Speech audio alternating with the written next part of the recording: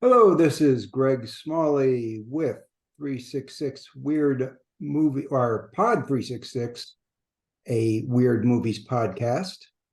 I think I said that right eventually. Yeah. Here with Giles Edwards today Hello. for a jam-packed day of new yet low priority releases mostly. But there are some interesting movies that maybe you guys haven't heard of before because some of them are fairly obscure. Let me see if I can get them all. Hey. These are the movies we're going to be covering today, our releases, because a couple of them are multi-movie sets, box sets. So let's get right to them since we only have about 3 minutes each to discuss each of them. We'll start out with, I guess, what I would view as the most significant release for cinephiles this week, which is the Pasolini box set from Criterion Collection. It's 9 movies from 1960 to 1969. So those are all his 60s movies. In the 70s, there's another box set from Criterion that covers his life trilogy, which I think are his best movies, the Arabian Nights, Canterbury Tales, and Decameron. Those are my favorite. Other than Teorama, those are my favorite Pasolini movies. Giles, do you happen to have the list of all the movies included, or am I going to try to do it by memory? I got a list here. And forgive my lack of Italian pronunciation, but we have Acatone, Mama Roma, Love Meetings, The Gospel According to Matthew, The Hawks and the Sparrows, Oedipus Rex is the shift to color, Teorema, Porcile, and Medea. And of course, it's Porcile. Sorry, I took. I would say Porcile. Yeah, I took French, which ruined my capacity to pronounce Spanish and Italian. So I like to when I say Italian words, I feel I have to exaggerate them and talk like I'm Federico Fellini, into half a bottle of Chianti. So any thoughts on any of those? Obviously, Teorema is one of our canonically weird movies. Others of those movies, they start out with neo-realist ones like Acatone, which I thought was a little boring, and then they go into some stranger ones. Giles, you've seen at least one of those. I have the title in, I guess, the probably UK and American release is Pigsty from the very late 60s, which I did argue was an Apocrypha candidate, particularly seeing as it's two kind of weird narratives for the price of one. And yes, one has a whole lot of late 60s socioeconomic Marxist political commentary, and the other takes place sometime more Middle Ages. I don't quite remember. It's been a while, about a very fleeting falling in love between two opposing sides soldier types. So yeah, there's some post-fact Nazis kicking around as well. I remember a charming music scene involving one talking about controversial items. So yeah, there's a real smattering of Pasolini's things he likes to talk about in that one. All right, and so that was the if you heard it, you hear it. That's the alarm saying that we went over our allotted 3 minutes to talk about that one. So we're on good track. I knew these were going to be tough to get through. Sorry to give Pasolini 101 short shrift. We don't have time to talk about every movie in the set. Those fans who know him will know if they like it or not. But let's just talk briefly about this We've talked about it before, so perhaps we can cover it more quickly. Out on Blu-ray now. It was on VOD. It's the 3-hour Chinese epic, A New Old Play, which once again Giles reviewed. So, Giles, anything to say about this release? I'm very glad to hear that it's coming out on physical media. As you quipped when you tweeted my review, I generally volunteer for short films. And so having volunteered for this and arguing that I would have been happy to have it even be 4 hours as opposed to its mere 3, definitely is in its favor. It's a neat combination. I will quickly read a description here. The saga unfurls on stage-like sets using theater tricks and practical effects with an easygoing charm bubbling throughout. The mindless catastrophes besetting the Chinese from the 1930s through 1980s batter fruitlessly against a quiet resolve to survive. There are demons, symbolism, wit, and magic realism commingling with tragedy, creating an experience unlike anything this reviewer has ever seen. Oh. For a succinct breakdown of what I thought of it and why I thought it qualifies as our second slug of 366 also weird movies. Did you watch it in one sitting? I did. Oh, good for you. Okay. Yeah, so let's cut that one short so we can get to the next one. Next one. Oh, do we have it? See, now maybe we should have spent more time on Pasolini because we're getting through the rest of these so quick, because we don't have anything to say really about Blind Willow Sleeping Woman, because I'm pretty sure neither of us have seen it since it just came out. Giles, you haven't seen it, right? I have not seen it. When reading the description on IMDb, I was reminded that we did talk about this, I don't know, a month or two ago. We did. Animated, talkative frog, a cat, earthquakes, schizophrenic accountant, a lot of great words. It's a cartoon collaboration between what looks like a French director and a Japanese one, so I'm going to say that this is probably right up our alley. We just haven't checked it out yet. Well, it's a French director directing a Japanese adaptation of. Oh, excuse me. Yeah, so I was looking at the writers here. Yeah. Haruki Murakami. Much worse with Japanese than I am Italian. Oh, okay. It's I'm going to say Haruki Murakami. Good. That's what I'd go with. And Pierre Fulves. I don't know. That's not a French name, I don't think. Pierre, I kind of wonder if it's, shall we say, very Eastern France, because that's definitely got some Netherlandy or even German kind of look to it there.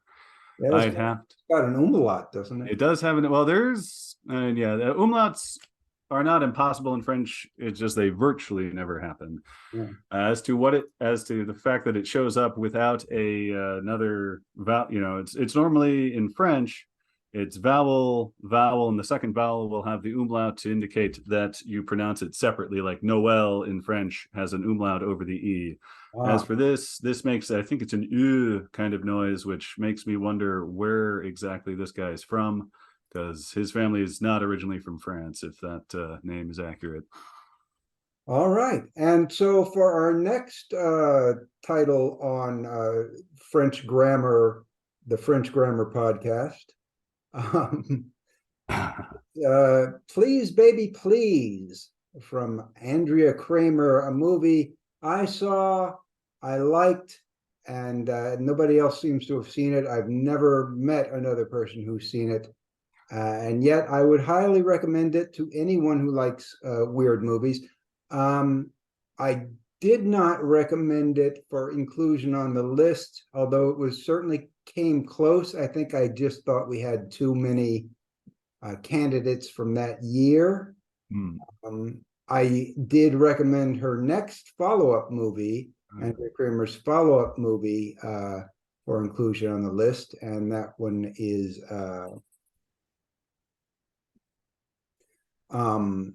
what was the name of that one? Give Me Pity. Okay, I was gonna say words like, pay attention to me, or yes, pity. But yes, this is the movie I described as Kenneth Anger directs West Side Story. It's kind of set in the 50s with repressed homosexuals and what the distributor calls bisexual lighting. And great performance by Andrea Riseborough, who just kind of goes insane for this role. Well, I'm guessing we got a little time. You've seen it. What did you notice anything bisexual about the lighting? I never did figure out what bisexual lighting was. I think anytime they put the pinks and purples in, it's bisexual lighting. Maybe some butch colors too. Yeah, butch color tones as well. Blues in there, deep blues in there to compensate. But let's move on to the next movie that we have both seen, and which just came out on Blu-ray last year and now is on 4K Ultra HD from, I believe, Severin. That is, it seems like something they do to this movie. Daughters of Darkness, with Delphine Seyrig as Countess Bathory. As a real vampire. Yeah. Not just a metaphorical one. I really like this movie. Not on the list. Probably not weird enough, although it has a very strange atmosphere. And the moment with Mother, I think. Oh yeah, because I reviewed this and opted for Capsule, but it was really close because it's got so it's got that 70s soft core vampire Euro vibe, and all right, that's not typical, but there's plenty of that, around. But yeah, that one like 5-minute scene, if that, really just almost just from out of nowhere is like, wow. Yeah. So, it's never really explained, but not at all. It seems to explain a lot about the character. Yeah, I mean, it does work beautifully that way, but it's like see, I don't know if it would be weirder if there were more like that, or if the fact that just that is like, okay, we're done with that bit, we're going back to where we were before. So that's it's definitely worth watching, if only to get to that, like probably maybe like 50-minute mark or so, and watching that phone call go down. So and we are discussing, if you haven't seen the movie, we're discussing a scene that we don't want to spoil. It might sound a little strange, but we have I mean, it has plenty of atmospheric stuff, real mood setting piece. So, even without that, it would be the kind of thing that if you like that Euro style horror with lithe women, and I guess pretty lithe men as well, it's going to be something to check out. And then just as a sweet little bonus, that little punch in the shoulders, like, hey, bet you didn't see this coming. I think there was a physically impossible sex scene in it too. Oh, okay. If you look at the way the bodies are positioned, it okay, doesn't work. Next, Irreversible, with the reversible cover here, and it has been ironically, this release has been reversed. They went and did it. They went and reversed it. I don't remember, Giles. Did you see this one? I have seen it neither backwards nor forwards. Oh, no. Although I guess it could be fun for me just to watch the forwards and do a review based solely on that experience to see how it squares up against everyone else's. I'm kind of curious if they have numbers about who even saw the frontwards cut, because it's kind of a niche film anyway. Mm-hmm. And then to undermine, I think was the main stylistic point, is certainly a novel exercise. For those who don't know what we're talking about by chance, this movie is sort of famous, so you probably heard about it, but it's a rape revenge movie that is told in a reverse sequence. It starts with the revenge and proceeds backwards scene by scene to the original offense that caused the revenge. And then many years later, a fan actually, I believe, recut it so that it moved front to back, which wouldn't be too hard to do. I mean, and then released it that way. And the director, Gaspar Noé, apparently liked the effect and then did a actual release, and it was released to theaters earlier this year when we first talked about it. Irreversible. It's very disturbing film by all accounts. Neither Giles nor I have seen it, however. So I guess that's about all we can say about that. We did review it, right? Someone? I don't think so. We've gotten most of, or a number of Gaspar Noé's movies, but mostly it's more fantasy, surreal ones than this one. This one is in the reader suggestion queue. Yeah, I guess maybe if we weren't going to be so busy in a few weeks, I might think about it more. Yes. Next is Motel Hell, a black comedy about cannibals.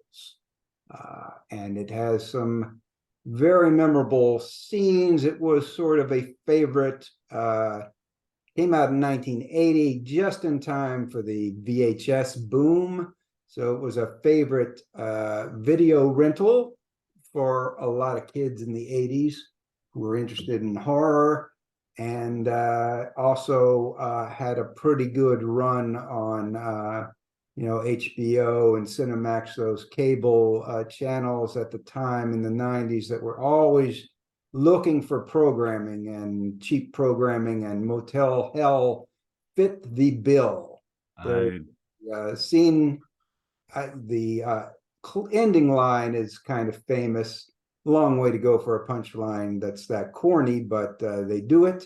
And there's also a very nice scene with a man dressed as a pig battling with a chainsaw duel. Giles, did you see it? Once again, I've learned, especially past year or so, when I've been on social media with the individuals I found and followed there, I have missed such prodigious quantities of 1980s horror that I'm almost ashamed to admit the extent. And this is among the many horror classics I have not seen. Wouldn't call it a classic. It's horror famous, notorious. Well, these people are, shall we say, probably have any number of great things to say about this movie. That kind of crowd. It's a culty little film. I don't know that I'd say it was super duper weird, but it's in that if you like the cheesy culty stuff, yes, it's kind of a classic in that subgenre. And yes, a lot of people of my age and my generation saw this because, as I said, it was a staple on those VHS and cable programming. Yeah. But tell you what, let's just move on to the next one, which you have seen. This is out on Blu-ray for the first time. Excellent. It's called Spirits of the Air, Gremlins of the Clouds, Alex Proyas's first film. And I haven't seen this one. So Giles, can you run it down for people, get them interested? Yeah, this is directorial debut of the fellow that brought us two very famous 90s movies, The Crow and Dark City, both of which advertise, shall we say, a penchant for moody weirdness and with a keen eye for real visual flair. This is a low budget effort, as might be expected for a debut of, I think it was filmed in Australia, and it's a post-apocalyptic scenario that focuses on this drifter who's escaping some unspecified authorities in pursuit of him, and he encounters an odd brother and sister pairing who live together in the middle of the nowhere, with the sister being a genuine eccentric and the brother being an engineering eccentric, I guess you might describe him. He's crippled, can't walk, but still has visions of flying. And so to help this drifter escape, they make a flying machine. And throughout that, there's lots of I watched it not remastered and possibly even a pan and scan. It was whatever was available. It was the only option available at the time on Amazon Prime when I reviewed that. Wow, time flies. 3 years ago now. And I'm glad to hear that some love and attention has been given, because there are a lot of great, just strange, desolate shots. There's like this sort of vertical graveyard of cars that gets marched through, and the whole thing is just wonderfully odd, and the kind of thing that I'd say is even kid friendly. It would be a good movie to, like, if you got son or daughter, niece or nephew who might be interested in cinema. This could be the kind of thing that would be great to show them, because it's not violent, is not sexual. I don't think there's even any swearing, and it's just a wonderful. It's sort of like I like early Tim Burton-y kind of feel, with maybe a slightly darker edge than that. So I definitely recommend this. And especially now that it's going to look really pretty. Okay. Well, let's move on. Giles, do you happen to have the description I wrote for this? Oh, you wrote a description? Yeah, never mind. Yeah, I got a description right here. Shall I? Why don't you read it? This is the movie White Buffalo, but I didn't want to go by memory, so read what I... The White Buffalo, made in 1977. Wild Bill Hickok, played by Charles Bronson, dreams of a white buffalo and concludes it is his destiny to kill it. Crazy Horse, played by Will Sampson, hunts the same beast, believing its sacred hide will enable his dead child to find peace in the afterlife. A strange Western that flopped badly on release. Not a Blu-ray debut, but it is remastered with a new audio commentary by Paul Talbot, who wrote a book on the lead.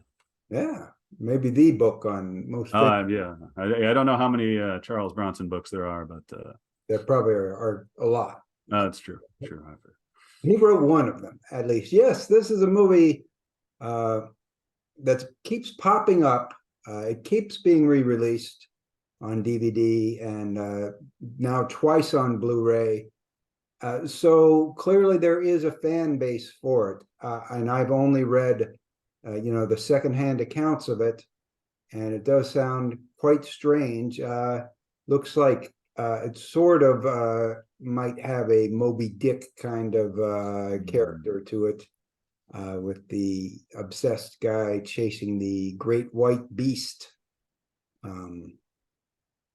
But we haven't seen it, so. And judging from the spine, is that Kino Lorber behind this? So yes. I'm guessing that this is in good shape. Yes, they will put out a good quality copy. So we might check that out down the line if I can get somebody to review it, or review it myself, fit it into my busy screening schedule. But next, well, this one doesn't even have the title up on it. It's the cover art for this set. Do you have the name of the set, Giles? I do. It's Enter the Video Store, Empire of Screams collector set, including 5 motion pictures. Right. And you have those pictures? I do. Okay. There is The Dungeonmaster. Yeah. Dolls. By? Is that Stuart Gordon? Yes, Stuart Gordon. All right. Cellar Dweller. Mm-hmm. Arena. Yeah. From director Peter Manoogian, who I don't know anything about. Oh, excuse me. Is this only 4? All right. And disc 5, Robot Jocks. Let me see if I missed something here. So is this That's it. You got off. Okay. Robot Jocks, also by Stuart Gordon. Yep. So, speaking of video stores in the 80s and 90s, I think this was in the 90s, Charles Band formed Empire and released a bunch of mostly direct-to-video. They also played on the cable stations, just like Motel Hell. This is all part of the same kind of ecosystem of B movies in the the post-drive-in era. And that's how we all got our B movies back in the 80s and 90s, off VHS and Cinemax.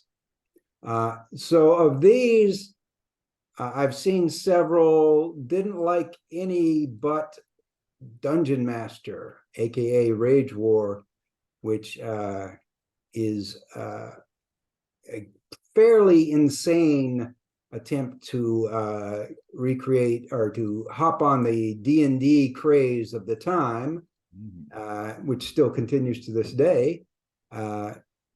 With what they did is they got, I think, six different directors to direct different segments, so they are in wildly different styles. Oh my word! Virtual reality thing, one of them's post-apocalyptic, and there's some like Gwar heavy metal themed episodes, and lots of topless ladies, and the famous quotable line, "I reject your reality and substitute my own," which was taken up by Mythbusters and made famous. If you like these movies, you know who you are, and you're going to want to go out and get this. Fans of this stuff are going crazy for it. But to even cheaper and sleazier movies, the cheapest and sleaziest movie on the slate today is Dracula, the Dirty Old Man. I'm sure Giles hasn't seen this. I have not, although I do share a last name with the writer and director. I've seen it. I've seen on the Best of Doris Wishman DVD. Is a collection of trailers that also has some remixes of other movies from the Something Weird catalog set to music. And this was one of the movies, and that's where I first saw it, and it caught my eye. And we also have seen the trailer. Did you see the trailer, Giles? I unfortunately, when sifting through things, because you gave me 3 links to this movie, and I got them all primed, but I've only just now heard the great thumping score to the trailer. Well, which I can only hope is indicative of the quality of the picture. Oh yeah, it's very low quality, and even with AGFA, American Genre Film Archive, kind of restoring it and releasing it, it still looks pretty crappy. The print's so bad, there's nothing that can be done for it. Was shot with unsynced sound and then dubbed afterwards, but basically it's a softcore sex movie about Dracula who hires a werewolf to bring him nude women. And that's the plot. And apparently everybody who's seen it thinks it is both awful and bizarre, which sounds like the kind of thing we are interested in, and you very well might be interested in out there. Yeah, here's the official IMDb plot. Just goes right for you. Dracula enslaves Dr. Irving Jekyll, turning him into the lycanthropic Jackal Man, demanding that he lure female blood donors to his L.A. cabin retreat. So on location L.A. footage, we can hope. Yeah, it's bad. Watch it. I wish it was. It's only on Blu-ray. I wish it was on VOD. So more. Oh yeah, I'd think about this for. Yeah, I'd think about VOD, but. Yeah, I don't know if you want to drop the money for the Blu-ray. If you do, you already know who you are. I don't think. Yeah, I'm gonna that up as a impulse buy. Dracula, the Dirty Old Man. But now we're on to Adam Rifkin Film Festival, the last one, a very sort of minor and specialist release. Director Adam Rifkin did The Dark Backward, canonically weird movie, black comedy, and then he went on to do some bigger budget movies like Detroit Rock City, which has its own cult following, although it's certainly not a weird movie. But apparently in his teens, he made a lot of short films, teens and early 20s.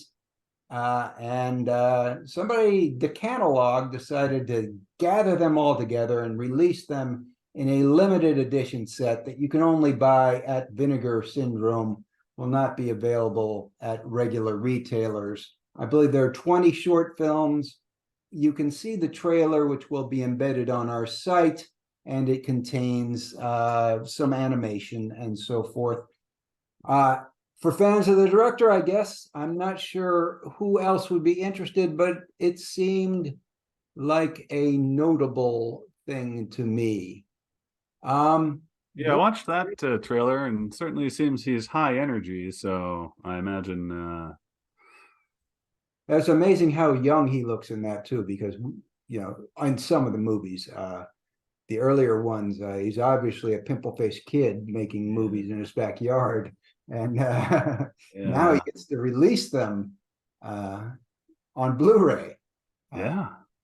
Would have thought. So we got through those faster than I thought we would, Giles. I was worried we would run out of time. Well, yeah. Well, when we haven't seen a lot of them, there's a little less to say, I suppose. We could have talked longer about Pasolini, and I could have said, well, the Hawks and the Sparrows is on that set, which is indeed a strange movie, but I don't think anybody who doesn't know the major players in the communist movement of Italy in 1964 when it was released would get any of the references. Yeah, I know Arrow among others does. This is Criterion, excuse me. So all the more reason they should have a nice comprehensive booklet of the religious and socio-political scene of Pasolini during the 60s to provide adequate context for these, shall we say, somewhat esoteric exercises of his. Yeah, and that's one of the reasons I'm not a huge fan of Pasolini in general, although, I do like Teorema. I like the Decameron and that series of movies. Can't stand Salo. I found his early neorealist works boring, and he's of a very particular political stripe in that, not only is he a doctrinaire Marxist, but he is fixed on the issues of his time and his place, Italy in the 60s. A lot of it doesn't necessarily travel well. And then on the other hand, though, he did the Gospel according to St. Matthew, which by all accounts is one of the best and most accurate translations of the Bible to screen. And you for Lux Eterna, you had me watch. Yes, that short is included on there. Do you? Okay, because that aged well. I think it had much more of a broader human feel to it, and not heavily, but adequately spiked with comedy, and even included Orson Welles was a pleasure to see in that one. So, yeah, that's a short that we don't remember the name of, I think. Yeah, it's like, well, it's a longer short. I bet I can find it. It's included in the set. So. Yeah, but yeah, I never really quite got on board with Italian or Soviet or any form of neorealist, because the strictures they face, it's my view is cinema, until maybe VR does something else with it, is basically the best, most elaborate storytelling mechanism we have, and I am very skeptical of those who would go out of their way to limit the possibilities with this particular storytelling medium. And so the whole premise of neorealism is like, look, I live reality in my life already, and I haven't really seen a real gripping realist story yet. But I understand that, at least among film majors, I'm in a minority. Yeah. So in the future, I guess, Giles, the big thing on your horizon is that you'll be going to Fantasia. What are the dates you'll be gone? Why, I'll be gone. I want to say, let me get that exactly up here, but mid-July through the first week of August. And as my internet zips me to this page here, July 20th through August 9th. Once again, it looks like it is a three-week due for me. This will be substantially more post-COVID than the last time when I went to the film festival, and I and a number of the people behind putting the festival together got COVID. So fingers crossed that none of us get COVID this year.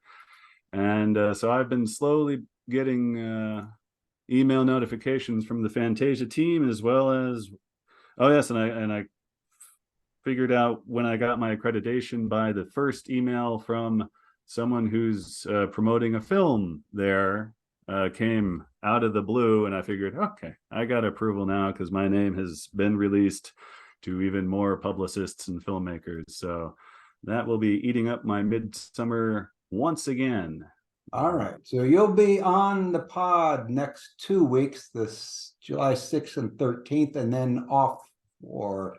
Yeah, and conceivably, depending upon what the schedule is, it's not impossible for me to make time, since so far they still have internet up in Canada, and I will be tucked away in a little Airbnb place. We'll try to check in on you, and maybe you can even get somebody to say, I'll be doing my schmoozing there. So okay. Well, you know what? I think we're not out of time, but I think we're out of stuff to say, unless Giles wants to give a restaurant recommendation in Montreal. Oh, geez. I'll have to see what's open, because it seems to change each time I've been there. There's a little poutine place. You just pop in and grab poutine. And yeah, well, there's a 24-hour A&W restaurant that I've been sure to go to at least once, very late at night, which does have poutine, has A&W root beer, and indeed, if you're dining in, you can get a nice 20-ounce mug that they take from a freezer and will fill with their soda. But I'll see if I can find a nicer place when I'm there. You just need takeout poutine and you're fine. Every day for 3 weeks. Oh boy, yeah, that'd be intense. Anyway, all right. Well, we're gonna check out now, unless Giles has anything left to say. No, I think all right. Next week this week we had such a heavy slate. Next week we have a very light slate, so we're going to talk about some Criterion Collection releases in general as a special thing, because Criterion should be having their summer sale in July, half off. So we'll do that next week, and see you then. Bye-bye, everybody. Bye-bye.